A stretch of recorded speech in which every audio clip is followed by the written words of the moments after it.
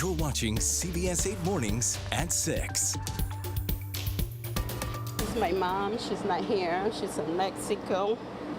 And we went to Disneyland with all the family, with all my boys and my husband. Things that cannot be replaced, things that money can't buy.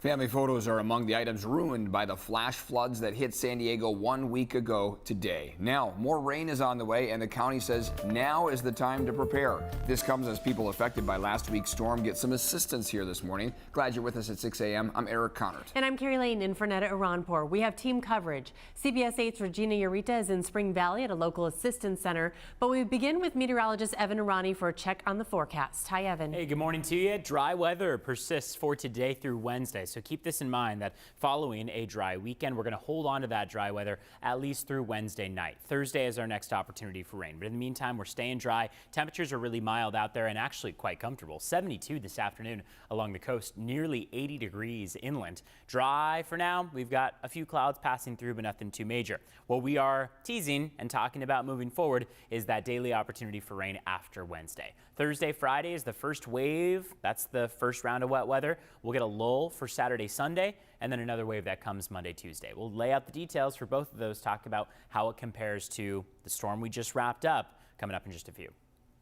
All right, Evan, we'll see you in a bit. As we mentioned at the top of the show, officials say you should prepare now for the upcoming rain. The county suggests creating and reviewing a disaster plan in case you need to evacuate. Also, have a go kit with necessary items and make sure your pets are microchipped. You can also get your sandbags to protect your home, and they are available right now at fire stations in unincorporated areas. The city of San Diego says sand will be delivered to 10 city rec centers tomorrow. Pre-filled sandbags will also be delivered to residents in communities that were severely impacted by the flooding. In National City, sandbags will be available at the Kimball Park parking lot starting at 9 this morning.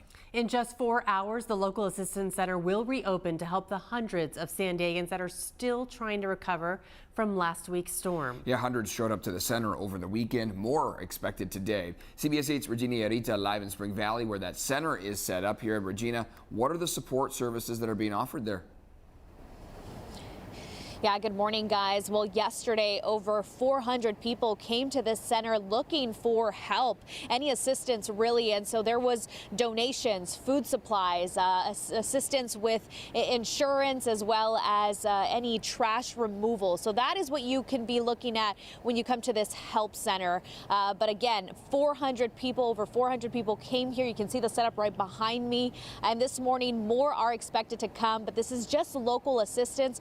We're still trying to figure out when we can see federal relief or if any are coming our way in anytime soon. So we did talk to Chairwoman Nora Vargas, and here's what she told us. Know that we are going to do everything we can so that we are getting funding from the state and the federal government to make sure that we support and help people. So to clarify, this is following the devastating floods that hit San Diego a week ago. People are still dealing with the aftermath. Many are struggling and lost on where to look for help. That is why San Diego County officials, along with dozens of organizations, decided to set up a resource assistance center at the Spring Valley Library.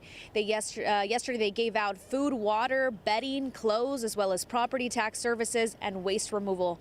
Today, more residents are expected to visit the center, but it only runs through Wednesday. So people are being advised that you still call 211 to get more information on available help. So back out here live, that center will be open at 10 a.m. and it'll stay open until 7 p.m. Yesterday they opened it at 8 a.m. so we could start to see people lining up earlier than 10 a.m. That's latest here in Spring Valley. I'm Regina Ureta, CBS 8. All right, Regina, thank you. Over 1,400 tons. That's how much debris, trash, and bulky items the city actually had to clean up in areas like this. This was in Mountain View and South Crest since the storm hit 1 week ago today. Now, we talked to a man who just flew in from Dallas to help his mom and brother. He recognized his family's home on the news when the floodwaters first rolled through. Take a look. I have been watching since Monday from Texas online, watching, and you guys have been out here every day since Monday, and I've been watching your station, Channel 8, online. Over the weekend, the city's stormwater crews cleared channels in areas like South Crest and Encanto. They will continue through Wednesday.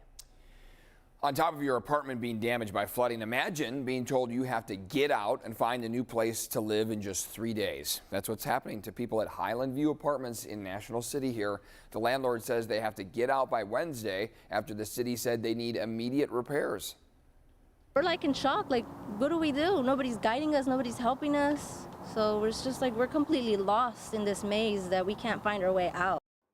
The landlord is providing relocation housing only through Wednesday, then leases will be terminated. The apartment complex is refunding rent for this past week. This issue is likely to come up during a special council meeting in National City tonight. That's when the city will proclaim a local emergency. And this morning, neighbors on 42nd Street in Mountain View are concerned about a home that's on their block. Some people in the community are worried because it hasn't been opened since the flooding. CBS 8 spoke to a neighbor who says the owner of the pink house died nearly a year ago. His children stop by this house occasionally, but not since the storm. Now they're worried bacteria may be growing inside and be creating a health hazard.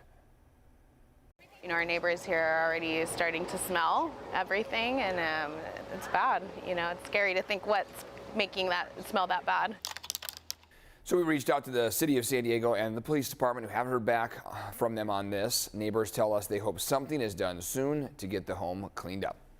Salvation Army and San Diego Foundation have set up ways you can donate to those who were impacted in last week's flood.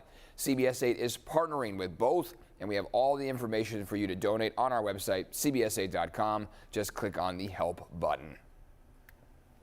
And obviously, with word of more rain headed this way starting on Thursday, we want to check in with Evan Irani. He's been tracking the storm, and there's a little glimmer of hope with this storm. We're expected to get a decent amount of rain, but you say not all at once. Yeah, I mean, the storm that we just wrapped up was a 1 in 100 year, 1 in 200 year storm. There is currently no expectation that the storm that's coming our way, or the series of storms, are going to act similar to the storm that we just wrapped up. So this is not one that I would suggest anyone panic in anticipation for. This is a storm that is very similar to the 13 different atmospheric rivers that came our way last year, a year ago, and we made our way through every single one of them. Right now, indication points to us reaching maybe monitoring stage for the San Diego River, but at its peak for this last storm, San Diego River got to about 11 feet versus about 9 that we're going for this storm. So sure, does our chance for rain climb tremendously? And do we expect 1 inch to 1.5 inches for this storm? Yeah. Could cause some pooling, ponding on the roads. Low-lying roads absolutely could be seeing some minor aerial flooding, but we don't see flash flooding as a hazard. It is going to come down, though, to the rate of rainfall in that Thursday, Friday stretch. Right now, models don't show the rate of rainfall particularly high for this one. Plus, today through Wednesday, we're dry. So today through Wednesday, we have no wet weather in the forecast. Sunshine, 70s. 77 this afternoon. Offshore winds are keeping things feeling like summer today. Cooling down just a bit for Thursday, but not by much. Still mostly sunny. Clouds start to build by Wednesday. First wave is going to come through Thursday, Friday with 1 inch to 1.5 inches. Second wave comes Monday, Tuesday. That means your Saturday, Sunday stretch, that 2-day stretch, mostly dry.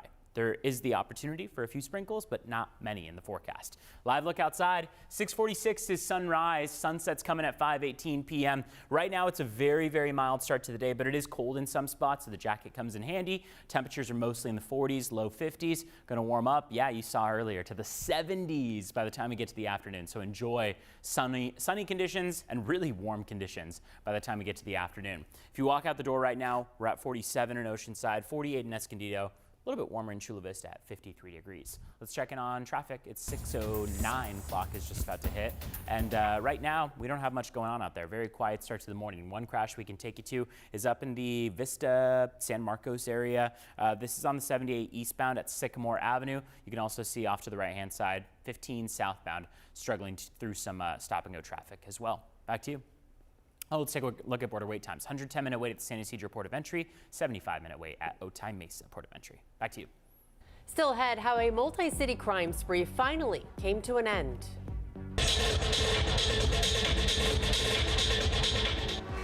Rave crackdown. The big party held under a local freeway bridge.